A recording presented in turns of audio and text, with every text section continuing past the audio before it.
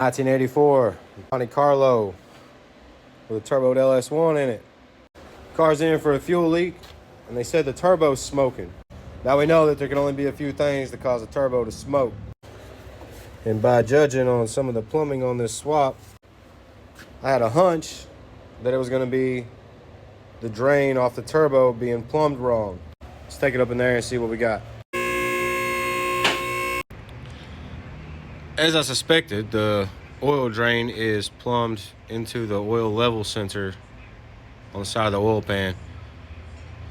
Not only that, but it's leaking.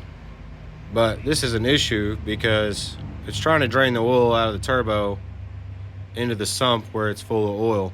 That drain needs to be placed above the oil level line.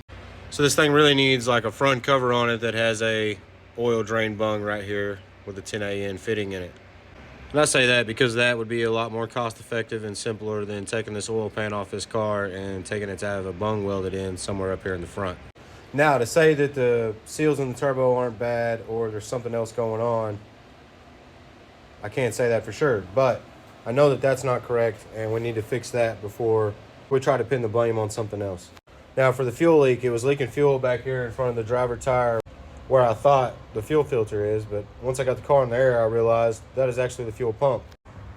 Now, ironically, they've got an inline fuel pump ran here. You can see we've got a brass fitting there, about 3 inches of rubber line, a hard line that's smashed pretty good, been crimped and bent, and looks like they tried to bend it with pliers or whatever. As we go back to the factory,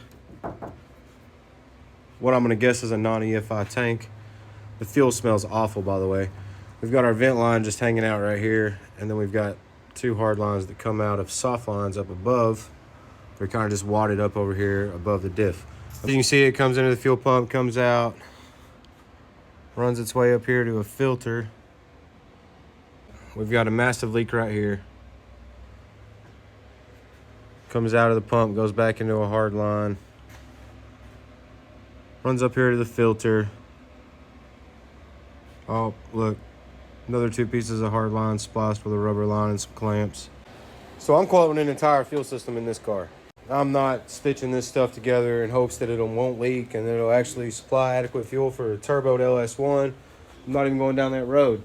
We're not going to deal with an inline pump trying to scavenge off of a carb style tank that doesn't have any baffles in it. This thing leans out one good time under hard acceleration and blows a hole in the piston. So we're going to do what we typically do. We're going to put an EFI tank in this thing with a drop-in unit, in-tank pump from Holley. We're going to take this junk out and we're going to put